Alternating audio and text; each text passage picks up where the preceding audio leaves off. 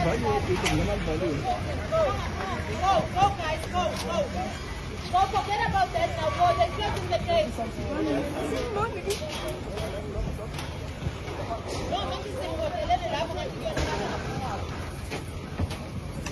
I'm holding you. Yeah. Don't worry, I'm holding you.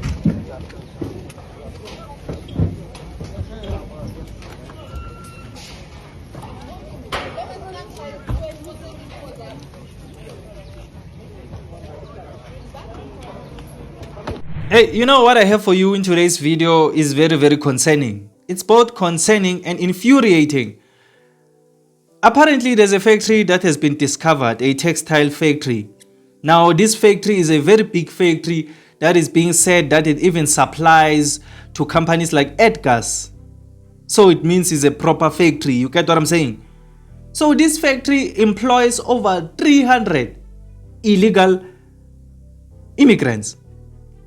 Over 300 of these illegal foreigners are employed in that factory, receiving salaries each and every month, salaries that should go to South Africans. We are out here fighting for employment. South Africans are stranded without jobs. Yet there are 300 South Africans who could be feeding their families right now, but they can't feed their families because those positions are occupied by people who don't have documents. Now this factory has been exposed. Apparently the owner is also a foreigner, but you know these foreign owners, they have documents. They'll tell you that they have documents, the proper documents. That's not a problem. That's not a problem if he acquired, it's a she, if she acquired those documents legally. But then why do they hate us as South Africans so much? Why would you employ so many foreigners? Why would you have a factory in South Africa where South Africans are unemployed? And instead of you having that heart to help South Africans since you are in their country and employ them, you choose to just employ 5 South Africans and employ over 300 illegal foreigners. Why do these people hate us as South Africans so much? 300 South Africans could be working right now, but they are not working. Yet people who come from outside, who left their countries, are working. That's the reality of South Africa. And then when we speak, when we fight, we are xenophobic, we are Afrophobic. But I'm happy because this nonsense is no longer being tolerated here in South Africa. I'm not sure whether you are seeing this, but then South Africans no longer want to tolerate this nonsense. If a factory or a place is discovered, it is exposed and those people are chased out. I am happy about that at least. So, I want to stitch a video for you here where you will see this whole thing unfold, where the police raid from the gate all the way inside the factory, speaking to the person in charge, exposing the foreigners, all of that. Let me stitch a video for you so that you can see what's happening, and then tell me on the comment section down below, what do you think about this situation? I don't even want to speak a lot about this in today's video. I just want you to see what's happening, because when you see it, you will see that if those people were South Africans, it would have been good, because it means that many people are feeding their families. I want you to see the scene when it's illegal foreigners, and just imagine if it was South Africans who were working there. Many families would be surviving here in South Africa. But because those positions all went to people who shouldn't get those positions, there are 300 less families in South Africa that are going to be fed. So please watch this clip and then tell me on the comment section down below, what do you think about this situation. But if you just enjoyed this video or you learned something new, please leave a like and subscribe to this channel. I would really appreciate it. My name is Emmanuel and this is Mzansi Versity, the place where we transform lives through knowledge and information. Let's meet again on another video.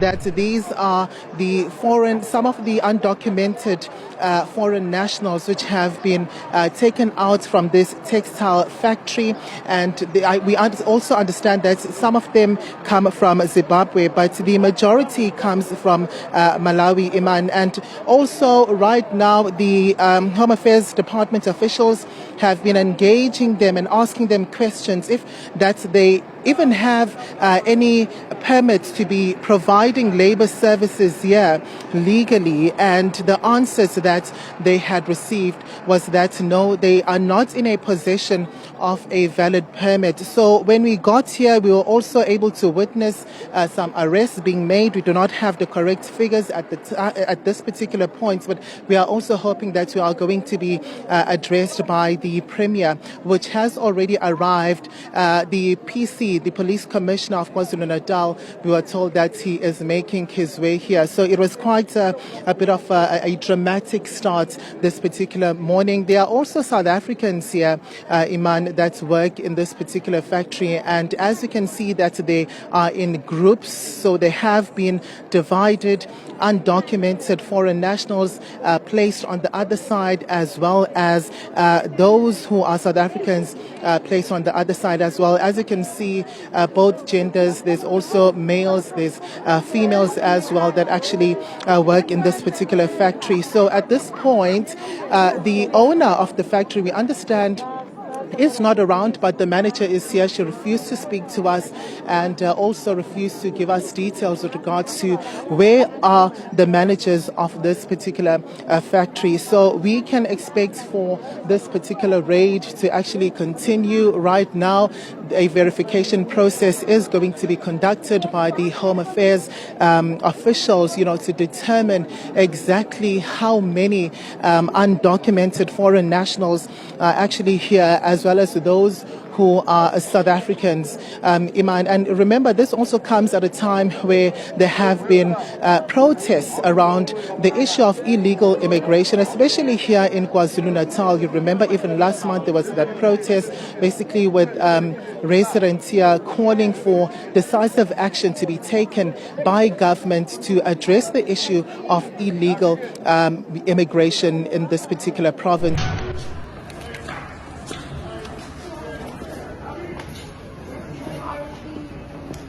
Do you know Mr. Singh, who's the deputy minister? Narek. You don't know Narek? Oh. Okay. I know he's the deputy. Oh, but you don't know. He's the deputy. No, we are speaking to the premier from the province. Yes, Not the minister. okay. For such a footwork, then the illegal activity is unfortunate, quite very unfortunate.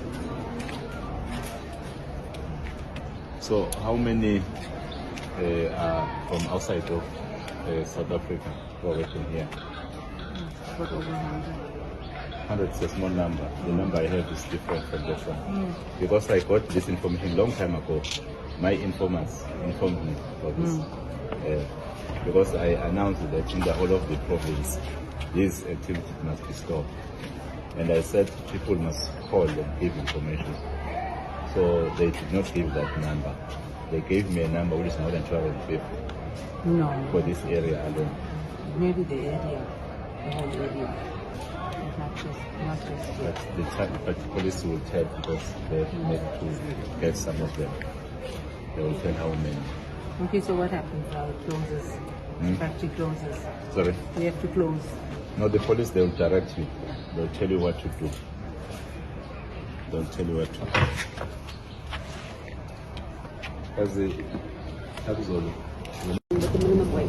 I think this is the evidence of the good work that is done by the police, as led by the Project Commissioner and also Department of Labour and Home Affairs, to embark on an operation to curb this thing of the undocumented foreign nationals that are all over in businesses that are employed, which is quite very unfortunate. And I want to believe that what they do now is going to ensure that even those who want to come into our country illegally, they will fear that the police don't go to KwaZulu-Natal. They know that going to KwaZulu-Natal, the police will catch you, even though the owners of the businesses will know that they will get arrested, because after this, the owner must face the consequences.